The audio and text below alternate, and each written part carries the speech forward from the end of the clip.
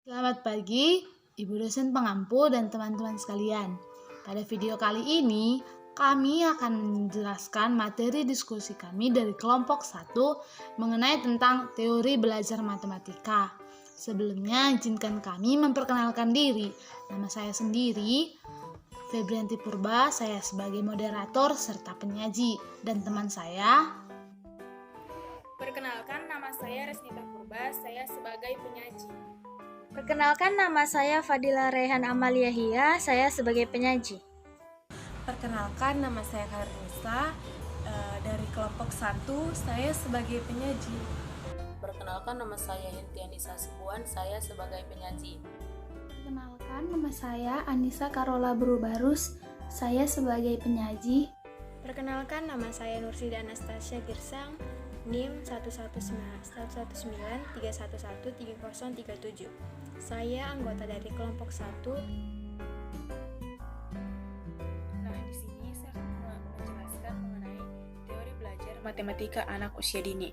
Nah, teori ini yaitu seperangkat prinsip yang sistematis dan berbasis penalaran sebagai kerangka kerja konseptual dan telah teruji secara empiris dalam memberikan penjelasan terhadap suatu fenomena tertentu, yaitu yang memberikan penjelasan dan juga pemecahan masalah mengenai fenomena pembelajaran tersebut. Nah, fenomena pembelajaran ini adalah sebagai fenomena perubahan perilaku individu dalam interaksi dari lingkungan dalam memenuhi kebutuhan dan juga mencapai sebuah tujuan tertentu. Dalam mempelajari teori pembelajaran ini ada beberapa aspek penting, yaitu baik aspek individu dan juga aspek masyarakat. Nah, dari segi individu, pembelajaran ini merupakan salah satu upaya untuk memenuhi kebutuhan sehingga memperoleh sebuah kualitas hidup yang baik dan efektif. Nah, dan dari segi masyarakat dapat kita lihat bahwa pembelajaran ini merupakan kunci dari pemindahan kebudayaan dari segi kebudayaan dari segi generasi menuju generasi berikutnya. Nah, dengan adanya pembelajaran, maka akan ada penemuan baru dan pengembangan dari hasil generasi lama.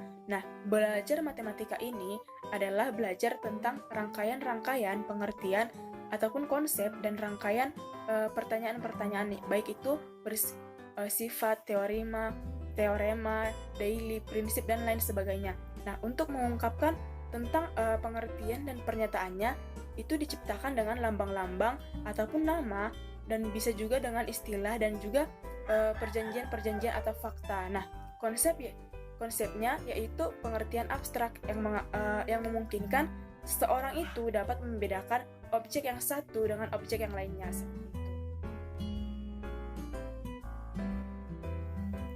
Nah, selanjutnya saya akan menjelaskan mengenai teori belajar matematika berdasarkan pendekatan sosial budaya. Nah, menurut Bakar yang membahas tentang manusia dan fenomena budaya itu mengemukakan bahwa arti budaya itu secara fundamental adalah kebudayaan sebagai perilaku manusia.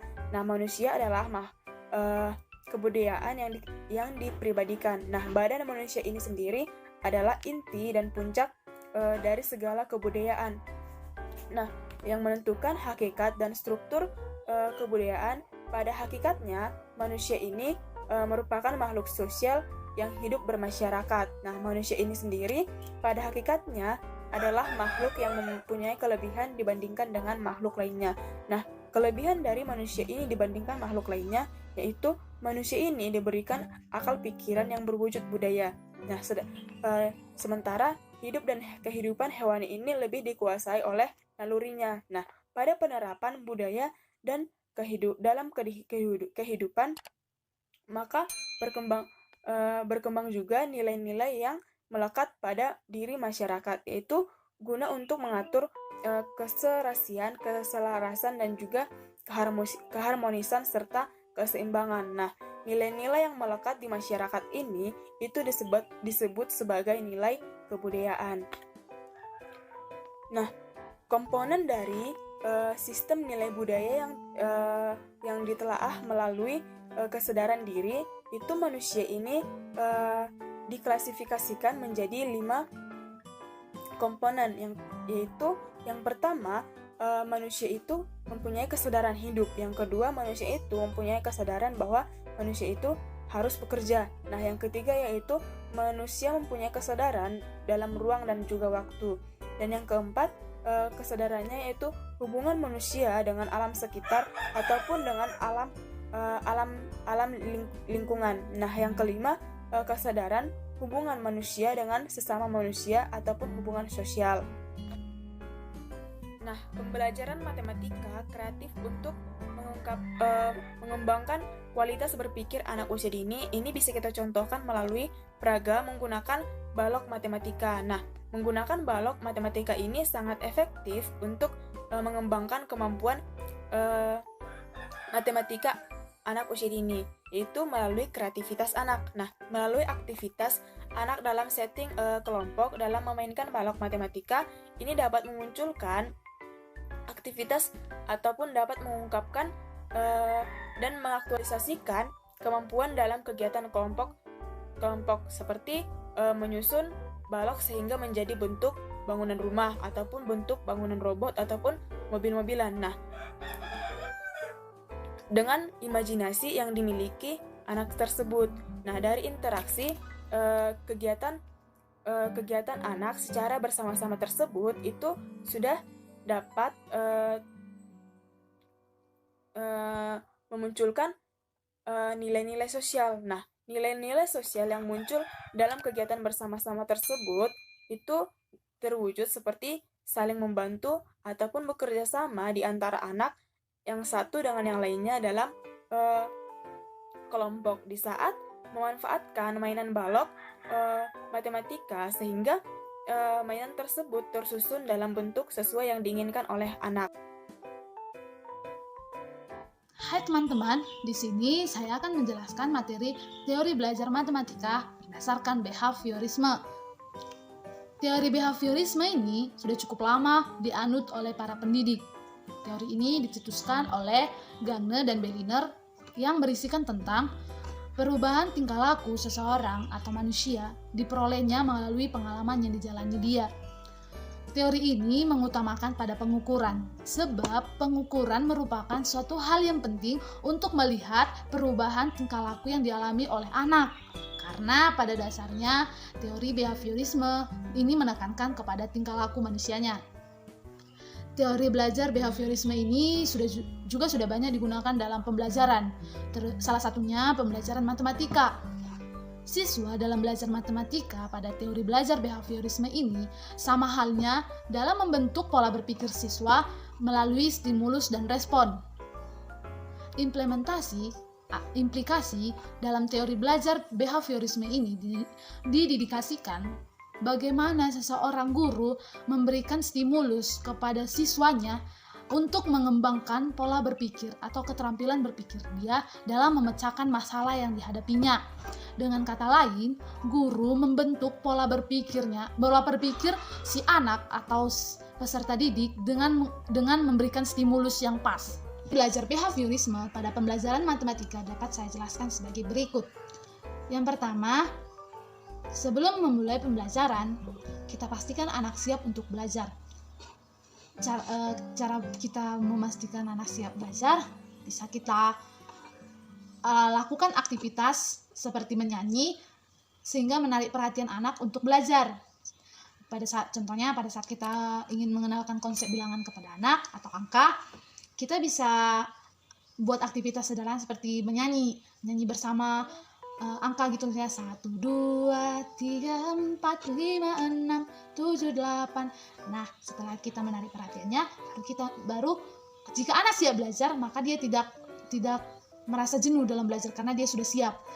Yang kedua, pembelajaran yang diberikan sebaiknya bersifat kontinu atau mengulang agar materi yang lampau dapat diingat kembali oleh siswa tersebut.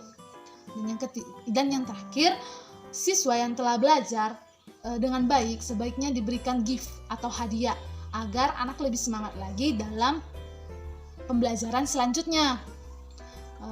Sekian materi yang saya sampaikan. Baiklah, saya akan menjelaskan mengenai teori belajar konstruktivisme. Teori belajar konstruktivisme adalah teori belajar yang memberikan kebebasan kepada manusia yang ingin belajar atau mencari kebutuhannya dengan kemampuan menemukan keinginan atau kebutuhannya tersebut dengan bantuan fasilitasi dari orang lain. Sehingga teori ini memberikan keaktifan kepada manusia untuk menemukan sendiri kompetensi dan pengetahuan atau teknologi serta hal-hal yang dibutuhkannya untuk mengembangkan kemampuan dirinya sendiri. Untuk membantu anak dalam membangun konsep dan ilmu pengetahuan yang baru, maka guru harus mengetahui bagaimanakah struktur kognitif yang dimiliki anak. Apabila pengetahuan yang baru telah disesuaikan dan diserap oleh anak untuk dijadikan bagian dan pegangan yang kuat untuk mereka, barulah kerangka baru tentang sesuatu ilmu pengetahuan dapat disusun. Nah, proses inilah yang disebut dengan konstruktivisme. Dalam menyampaikan dan menanamkan ilmu pengetahuan, maka diperlukan pendekatan dalam mengajar. Karena dengan pendekatan dalam mengajar, maka proses belajar akan lebih efektif. Nah, pendekatan yang dimaksud di sini ialah pendekatan yang berpusat pada anak. Pendekatan yang berpusat pada anak sangat efektif digunakan dalam pembelajaran matematika.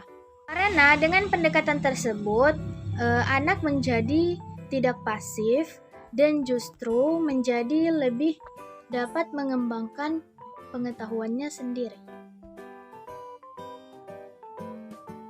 Baiklah, di sini saya ingin melanjutkan materi tentang teori belajar matematika menurut para ahli.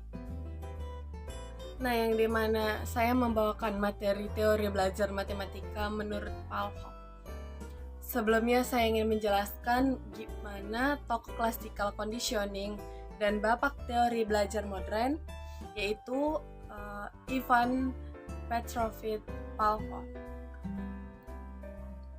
yang dilahirkan di Ryazan, Rusia, desa tempat ayahnya Peter Dmitrievich Pavlov menjadi seorang pendeta pada 18 September tahun 1849. Dan ia meninggal di Leningrad pada tahun 27 Februari 1936. Menurut teori conditioning, belajar itu adalah suatu proses perubahan yang terjadi karena adanya syarat-syarat. Nah, yang kemudian menimbulkan reaksi untuk menjadikan seseorang itu belajar. Haruslah kita memberikan respon atau syarat-syarat tertentu. Yang terpenting dalam belajar menurut teori conditioning ialah adanya latihan-latihan yang terus-menerus yang diutamakan dalam teori ini. Adapun prinsip-prinsip belajar menurut classical conditioning dapat diartikan sebagai 3 poin. Poin pertama itu seperti proses belajar terjadi apabila ada interaksi antar organisme dengan lingkungan. Nah, pada poin kedua itu ada belajar adalah membuat perubahan-perubahan pada organisme. Nah, pada poin ketiga ini, setiap perangsangan akan menimbulkan aktivitas otak secara alami dan secara tidak alami akan menimbulkan aktivitas otak. Nah, dari ketiga poin ini, adapun beberapa contoh penggunaan pemikiran menurut Pavlov dalam pembelajaran matematika. Terbagi atas beberapa poin. Pada poin pertama ini, contohnya itu seperti guru yang biasanya memberikan pembelajaran dengan latihan soal, dan usai memberikan pelajaran menyuruh siswa mengerjakan pembelajaran yang digunakan oleh tes di papan tulis. Apabila penyelesaian soal tersebut benar, maka kita sebagai guru akan tersenyum dan memberikan perkataan seperti bagus gitu. Maka stimulus yang akan ditangkap oleh siswa dan dianalogikan bahwa perkataan bagus tadi berarti bagus tadi jawaban tersebut benar, seperti itu. Nah, contoh dari poin kedua itu seperti guru memberikan konsep matematika pada muridnya, dan guru harus memberikan imbalan atas kerja keras anak. Misalnya memberikan nilai dan perlakuan seperti itu menjadikan perangsangan agar anak didik lebih bersemangat untuk mengerjakan matematika untuk selanjutnya. Nah, pada contoh poin ketiga, sikap ramah kepada seorang guru kecenderungan memberikan respon positif kepada subjek anak didik. Nah, pada contoh poin terakhir itu seperti memberikan suasana yang menyenangkan ketika memberikan tugas matematika kepada anak didik. Misalnya menekankan kepada kerjasama dan kompetensi antar kelompok dari pada individu, dan membuat kegiatan membaca dengan lebih menyenangkan dengan menciptakan ruang pembaca yang nyaman, enak, serta lebih menarik, dan juga agar anak usia dini tersebut dapat lebih tertarik untuk belajar seperti itu. Mungkin itulah beberapa contoh dari pemikiran Pavlov dalam pembelajaran matematika. Sebagai konsekuensi dari teori ini, para guru yang menggunakan paradigma Pavlov akan menyusun bahan pelajaran dalam bentuk yang sudah siap, sehingga tujuan dari pembelajaran yang harus dikuasai anak usia dini disampaikan secara utuh oleh guru. Nah, guru tidak memberi beberapa ceramah atau lain sebagainya, tetapi instruksi singkat yang diikuti oleh contoh-contoh baik dilakukan sendiri maupun melalui stimulasi. Nah, teori ini juga cocok diterapkan untuk melatih anak yang masih membutuhkan dominasi peran oleh orang dewasa yang suka mengulangi dan lebih membiasakan, suka meniru dan suka lebih memberi bentuk-bentuk penghargaan langsung, seperti memberi permen atau kita memberi pujian pada anak tersebut. Nah, sekianlah dari hasil pemaparan teori dari saya tentang teori belajar matematika menurut Pavlov. Terima kasih sebelumnya saya ucapkan. Di sini saya akan menjelaskan tentang teori belajar matematika menurut Skinner, di mana Skinner lahir itu di Susquehanna pada tahun 1904. Dia mendapatkan gelar masternya dan PhD-nya itu di Universitas Harvard. Selain itu, pertama-tama ia memutuskan untuk menjadi seorang penulis, sehingga pada tahun 1938 ia menulis buku yang berjudul tentang The Behavior of Organism, di mana Skinner itu mengembangkan teorinya itu di bawah para ahli ataupun naungan para ahli, di mana yaitu oleh Pavlov dan Thorndike. Skinner berpendapat bahwa ilmu yang benar tentang perilaku manusia itu harus didasarkan pada fakta yang empiris ataupun fakta yang kuat. Di dalam teori Skinner juga dia mengemukakan bahwa hal yang sangat menyenangkan itu adalah yang mengandung sikap yang menguntungkan itu suatu pendidikan, di mana bila pendidikan itu juga digunakan dengan sebaik mungkin. Skinner juga mengemukakan bahwa peran utama dalam pendidik itu harus menciptakan kondisi tingkah laku anak yang ingin diberi penguatan. Selain itu juga Skinner juga menganjurkan untuk melakukan analisis langsung terhadap aktivitas yang dilakukan yang terjadi dalam situasi praktis untuk mengenal langkah ataupun untuk mengenal tingkah laku anak itu pantas secara tepat ataupun tidak. Di dalam Skinner juga terdapat pengajaran, yaitu pemberian penguatan yang konsisten dan positif bagi tingkah laku yang tepat pada anak ataupun pada siswa, di mana agar mencapai tujuan pendidikan yang baik ataupun yang telah diharapkan. Selain itu juga perlu adanya tujuan itu harus diatur sedemikian rupa sehingga secara bertahap dan dari yang sederhana itu sehingga dia itu menjadi suatu yang kompleks, di mana dalam Skinner juga di mana hasil belajar anak itu bila dia itu jangan ditunda, bila diberi feedback ataupun jika salah itu harus dibetulkan, jangan dimarahin atau dipukul gitu.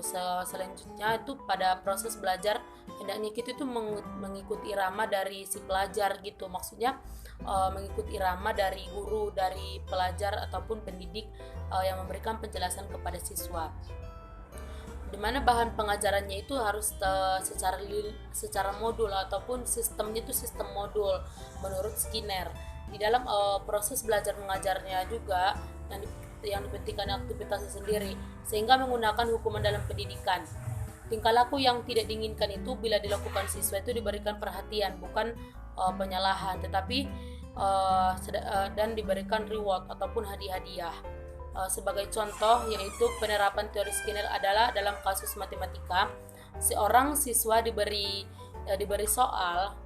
soalnya itu matematika yang sederhana, akan tetapi siswa dapat menyelesaikannya sendiri tanpa bantuan guru ataupun tanpa menyontek, di mana guru itu sangat memuji siswanya karena dia mampu ataupun berhasil mengerjakan soal yang diberikan oleh guru, sehingga dengan peristiwa ini si siswa itu merasa yakin bahwa dia itu menjawab soal itu dengan kemampuannya, sehingga dia itu mempunyai respon yang sangat baik dalam mempelajari pelajaran yang berikutnya, sehingga dia itu lebih bersemangat dalam mengerjakan soal ataupun latihan dari guru mengenai matematika menurut Skinner. Mungkin cukup sekian yang saya dapatkan. Saya kembalikan kepada moderator. Baiklah, materi selanjutnya yaitu teori belajar matematika menurut Piaget. Teori Piaget merupakan aliran psikologi kognitif yang dimana berpendapat bahwa anak itu belajar harus disesuaikan dengan tahap perkembangan mentalnya. Menurut Piaget, anak yang berada di taman kanak-kanak yang berusia 4 sampai dengan 6 tahun dalam tahap perkembangan kognitifnya berada pada tahap praoperasional. Pada umumnya, dikenalkan matematika sebagai berikut, yaitu 1.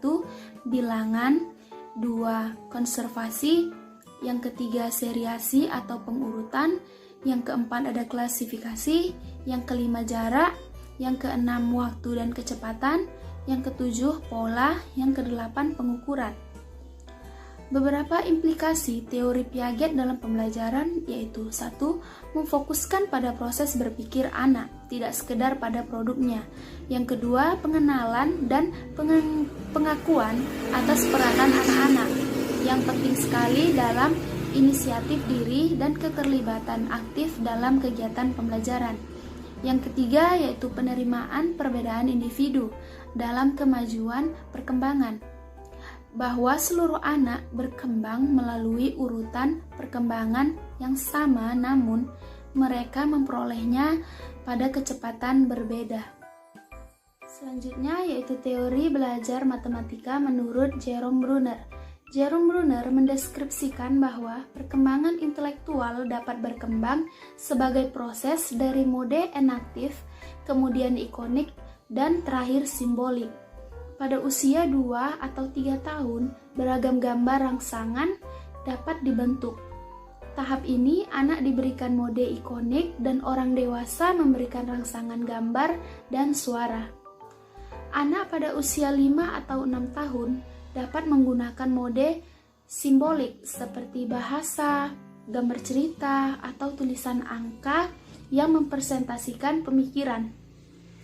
3 mode Bruner yang dapat ditemui dalam pengajaran matematika sekarang diantaranya adalah 1. Doing matematika dengan benda manipulatif.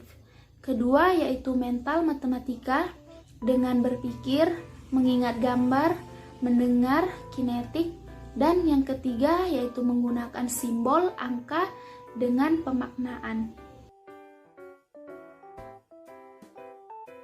Nah, selanjutnya yaitu saya akan membahas tentang teori belajar matematika menurut Vygotsky dan teori belajar matematika menurut Dienes. Dalam teori belajar matematika menurut Vygotsky ini Vygotsky ini adalah ahli psikologi yang berasal dari Rusia. Dalam pemikiran Vygotsky, ia membagi 2 jenis perkembangan, yaitu jenis perkembangan alami dan budaya. Dalam jenis perkembangan alami, anak akan belajar dengan sendiri untuk memperoleh kematangan bagi dirinya. Sedangkan perkembangan budaya ialah interaksi seorang anak dengan lingkungannya maupun bimbingan dari orang dewasa. Nah, dalam teori belajar matematika menurut Vygotsky ini, proses pembelajaran matematika di kelas bersifat interaktif, artinya interaksi antara guru dengan siswanya. Nah, kemudian interaksi tersebut akan mengarah akan terjadinya intersubjektivitas, artinya yakni kecocokan antara kedua belah pihak, yaitu guru dengan siswanya, untuk saling memahami, mengerti, bernegosiasi dalam proses pembelajaran tersebut untuk memperoleh kematangan di setiap pemahaman siswa tersebut. Dalam pemikiran Vygotsky ini, ia mengatakan bahwa interaksi sosial dalam pembelajaran matematika tidak hanya dibatasi dengan interaksi sosial di kelas, melainkan interaksi dengan konteks sosial budaya yang dekat dengan lingkungan anak tersebut dalam kehidupannya sehari-hari. Contoh dalam pembelajaran matematika di kelas yaitu saat guru memberikan sebuah pertanyaan kepada siswanya sendiri. Guru itu tidak langsung mengatakan bahwa itu salah, melainkan guru itu bersifat menuntun anak tersebut agar anak tersebut menemukan letak kesalahan dalam jawaban yang ia cari. Selanjutnya yaitu teori belajar matematika menurut Dienes.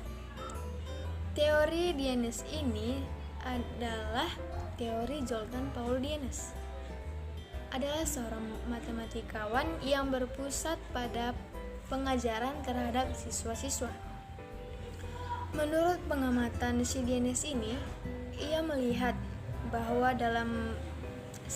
pada saat anak tersebut pada awal mereka mempelajari matematika, anak tersebut merasa senang. Namun semakin tinggi sekolah anak tersebut, semakin sukar pula pada saat ia belajar matematika. Maka dari itu banyak sekarang kurang minat belajar anak dalam mempelajari matematika tersebut, karena mereka belum mampu memahami bagaimana hakikat dan fungsi matematika itu sendiri. Maka dari itu, peran guru di sini ialah guru memberikan suatu pembelajaran yang menyenangkan maupun santai. Jika guru mengaitkan pembelajaran tersebut dengan bermain, karena setiap anak tersebut merasa senang gitu saat ia dalam pembelajaran seperti ia bermain. Nah, maka dari itu si Dionys ini mengatakan hal tersebut. Nah, kemudian dalam teori Dionys ini ia mengemukakan bahwa adanya kekekalan bilangan yang dipahami oleh anak. Jika anak tersebut mampu memahami dalam pembelajaran matematika tersebut. Nah, selanjutnya yaitu dalam teori Dionys ini adapun konsep-konsep pembelajaran matematika yang akan berhasil jika dipelajari dalam kelas. Adapun tahap tersebut dibagikan menjadi 6 tahap. Yang pertama, tahap permainan bebas. Nah, dalam permainan bebas ini tahap yang paling awal dalam pengembangan konsep bermula pada matematika. Dalam permainan bebas merupakan tahap belajar konsep yang aktivitasnya tidak terstruktur dan tidak diarahkan. Anak didik diberi kebebasan untuk mengatur benda. Dan yang kedua yaitu tahap permainan menggunakan aturan, di mana tahap menggunakan aturan ini merupakan tahap yang anak tersebut mulai mengenal dan memikirkan bagaimana struktur matematika tersebut digunakan dalam bermain. Dan yang ketiga yaitu permainan kesamaan sifat, di mana permainan kesamaan sifat ini anak diajak untuk menyamakan bagaimana sifat-sifat dari pembelajaran matematika tersebut.